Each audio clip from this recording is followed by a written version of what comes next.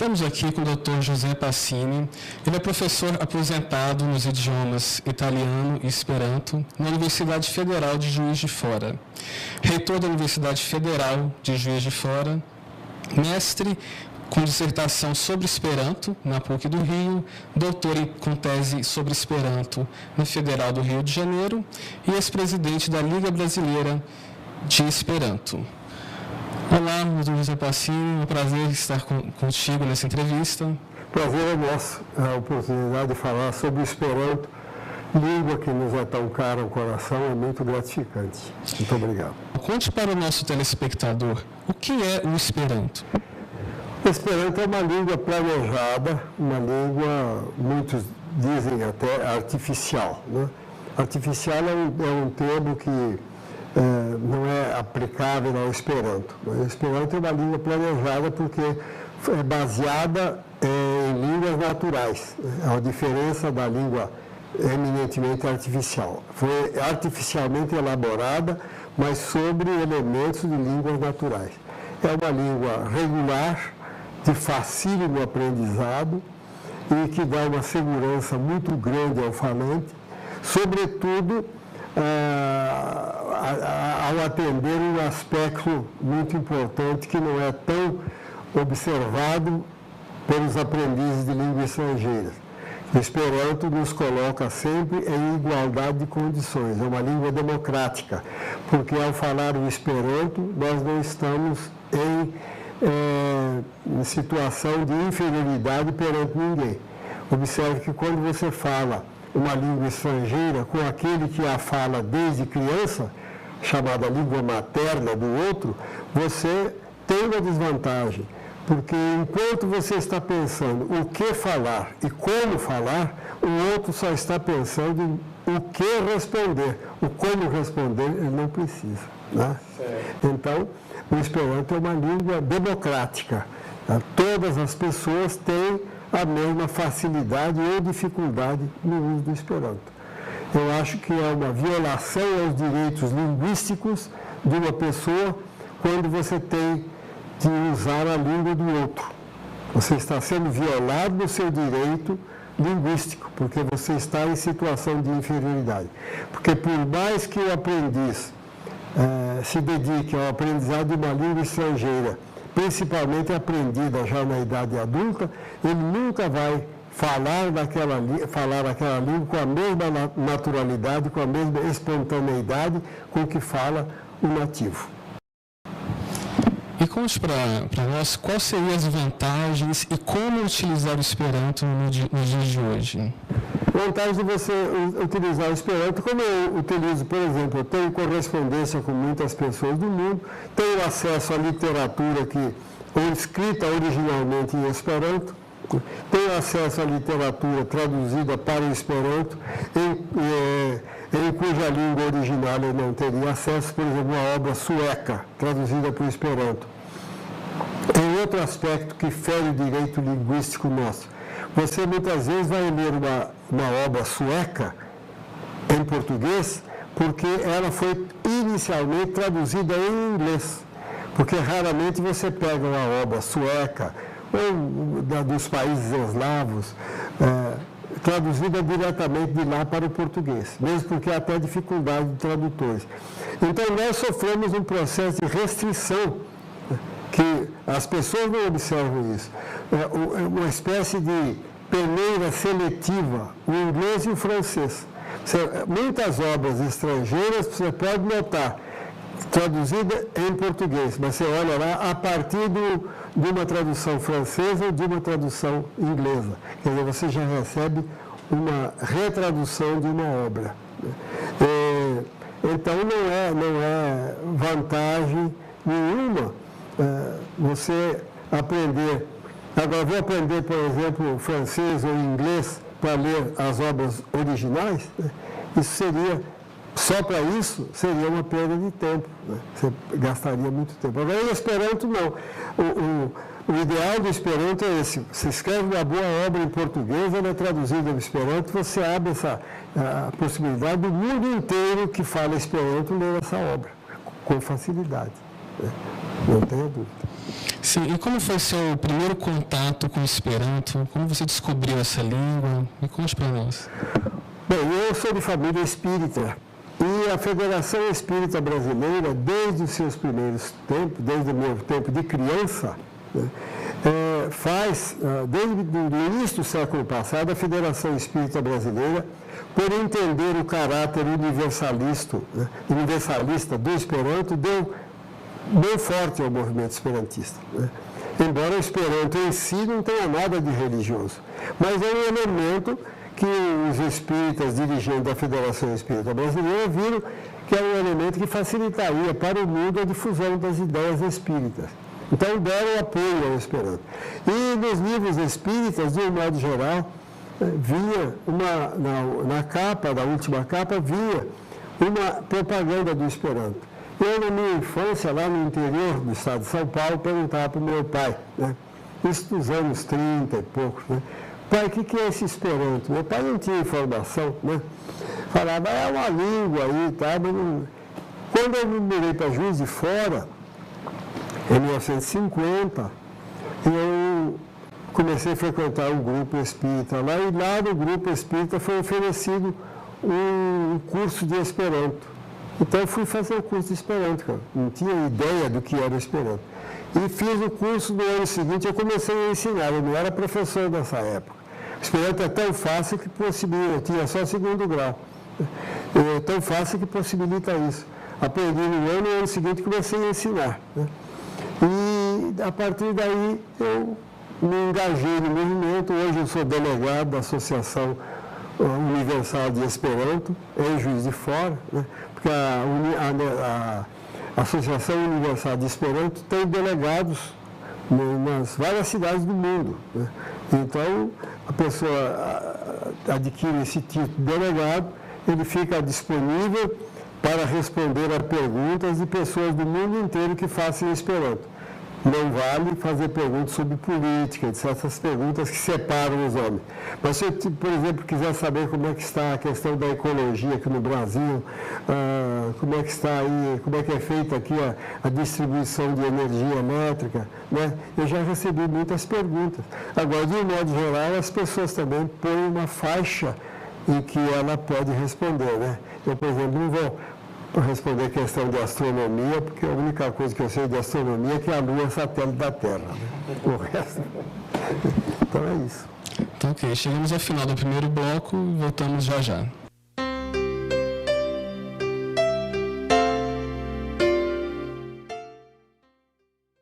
Conheça a Lefé, livraria e editora da Federação Espírita do Estado de Goiás.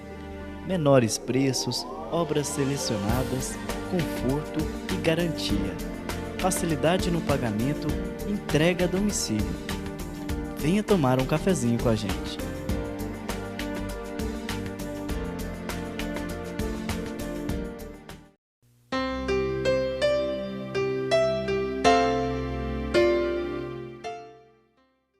Voltamos então com o programa Encontro Fraterno especial sobre Esperanto com o Dr. José Passini.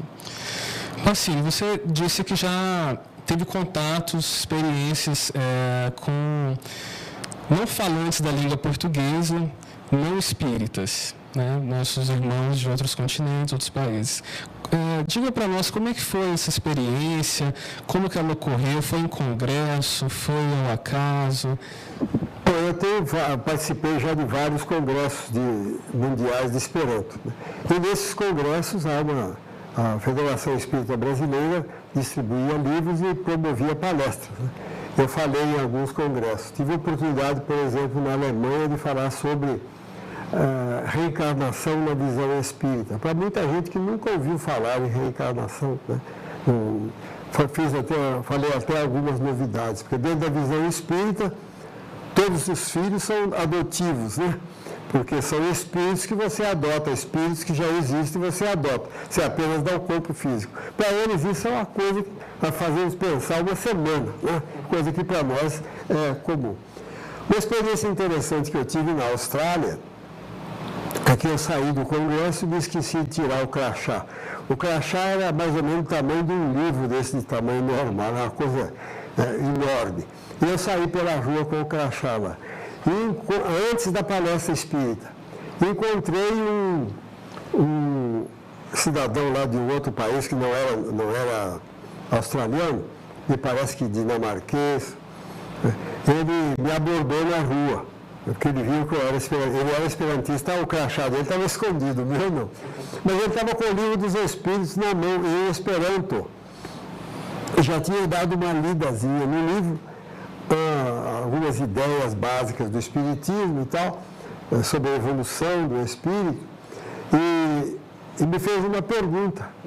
Ele viu que eu estava com o crachá, e deve ter visto meu nome, não sei, porque ele veio me perguntar sobre Espiritismo, eu não tinha falado ainda sobre Espiritismo, e ele me perguntou se o Espírito regride, se a alma que habitou o corpo de um homem pode voltar por qualquer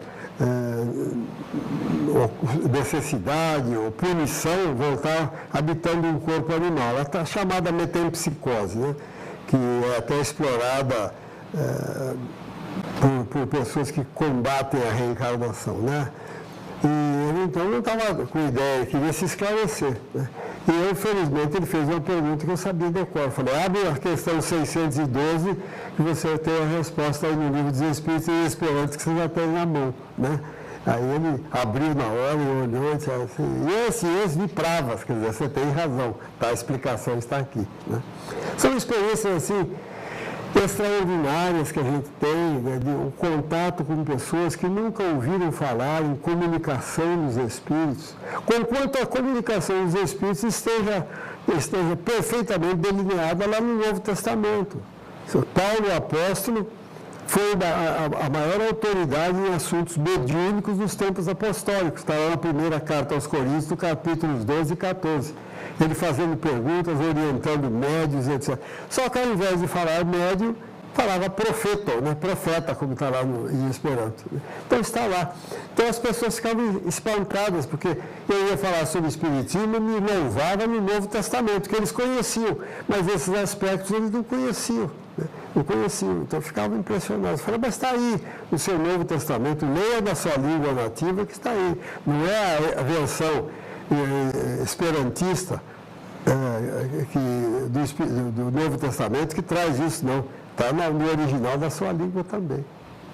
Bacana. E já tem muitas obras traduzidas da doutrina espírita para o Esperanto? Tem. Eu não sei exatamente o número, mas chega perto de 50. Né? A codificação toda está traduzida, muitas obras de André Luiz, obras de Divaldo Pereira Franco, de Ivone A. Pereira, a própria Memórias do Suicida, né, aquele livro grande que foi escrito pelo espírito Camilo Castelo Branco através de Ivone do Amaral Pereira, né, traduzido pelo nosso confrade Afonso Soares. Né, muitos livros, né, e até um livro tem um título interessante, que até sumiu ainda. Se eu soubesse, né? Foi traduzido para o Esperanto, né? Escrito por um espírito desencarnado que se descobriu vivo depois da morte, né? E através de um médium escreveu um livro, se eu soubesse. Né? Então nós temos aí o que existe de Esperanto, já de livro espírita em Esperanto, eu acho que muita gente não consegue ler nessa encarnação. Né? Mas, agora, obras mundiais temos, né? Eu, por exemplo, recebi de presente de uma polonesa com quem eu me correspondia um romance cristão, né? Quo Vadis, em Esperanto, né? Quem viras, traduzido pela filha dos Haberhoff para o Esperanto. Uma maravilha, coisa muito bonita. E existem relatos sobre irmãos nossos que se tornaram espíritas após lerem obras em Esperanto da doutrina espírita? Existem vários grupos espíritas na Europa, né, formados a partir de uma pessoa que leu o livro espírita, se tornou espírita e fundou. Por exemplo, agora eu me lembro, assim, na Europa, da Estônia, Augusto Kirk, me lembro até do nome dele.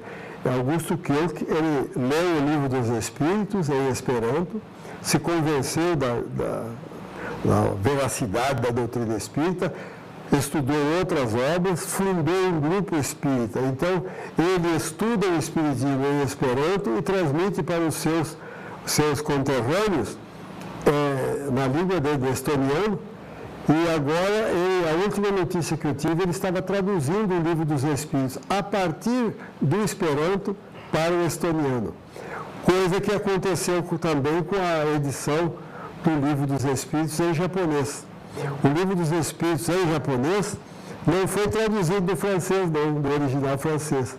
O japonês, que conhecia francês também, ele achou muito mais facilidade em traduzir do Esperanto para o japonês. Porque talvez o Esperanto traga uma clareza na ideia maior do que a língua nacional nesse processo de tradução. Sem dúvida.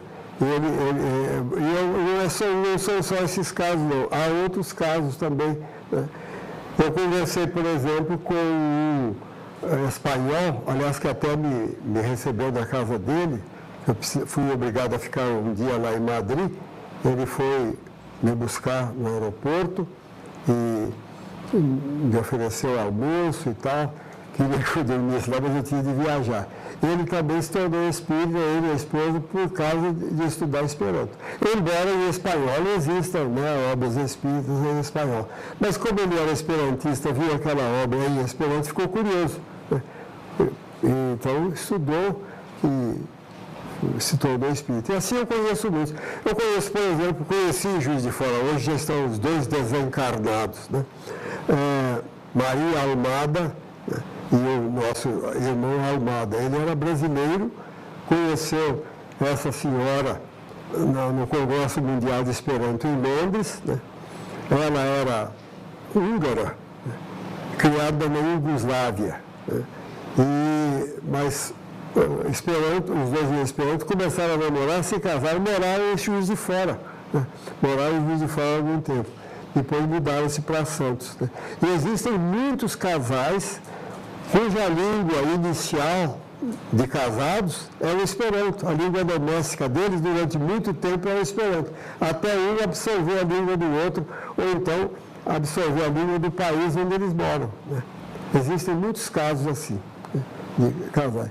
E há muitas crianças que aprendem simultaneamente o Esperanto com a língua pátria. Então, o Esperanto funciona como um cupido unindo irmãos de diversos países. Finalizamos então o segundo bloco e fiquem conosco.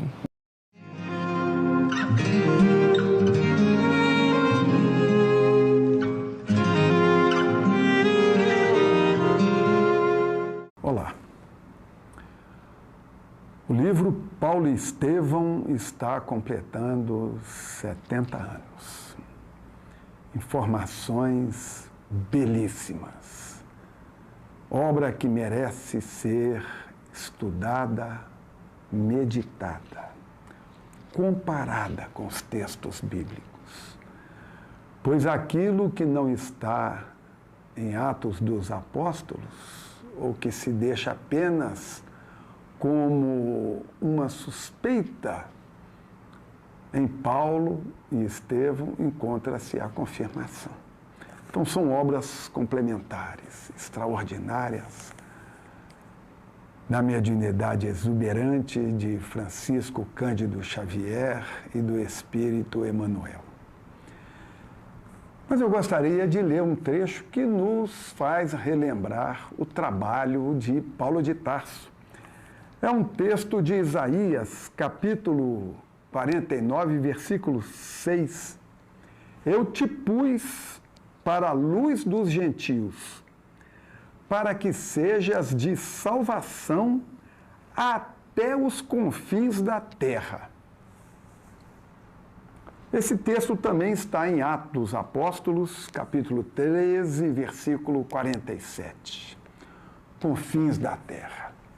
Mostra o grande trabalho, extraordinário trabalho de Paulo de Tarso, que divulgou o cristianismo muito além das fronteiras de Jerusalém. Chegou em Antioquia da Pisídia, na Ásia Menor, depois de navegar, parar em ilhas, contornar toda a região ali,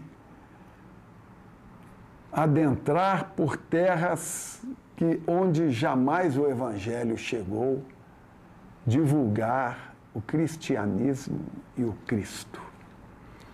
É o trabalho de Paulo de Tarso que o médium Isaías veio falar 700 anos antes de Cristo, dizendo: haverá alguém que depois dele estará divulgando a mensagem da maneira mais pura, mais tranquila, mais exuberante.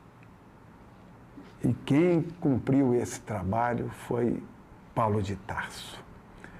A nossa, portanto, homenagem e a recomendação para a leitura, o estudo do livro Paulo e Estevão, onde conta todas as peripécias existentes nessas viagens todas, as traições, os falsos amigos, os falsos mensageiros que iam após ele para destruir o trabalho que ele fez, as acusações de heresia, de participação com o demônio. Sim, porque Paulo de Tarso sofreu tudo isso. Todas as pedradas físicas e morais que puderam construir foram lançadas sobre ele. Mas durante 30 anos, ele foi essa luz que o profeta Isaías canta no seu livro. Paulo de Tarso honrou e cumpriu a sua missão de maneira extraordinária, como médium de Estevão, aquele que foi por ele apedrejado, mas que com ele se associou para construir esse trabalho belíssimo de divulgação do cristianismo. O Evangelho responde.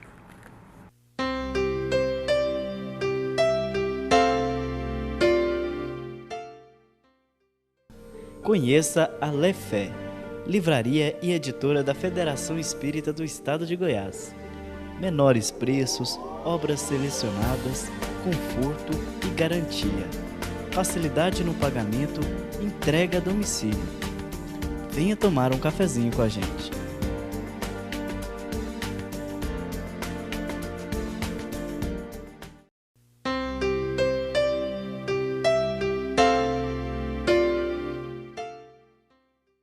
Voltamos então com o encontro fraterno especial sobre Esperanto com o Dr. José Passini.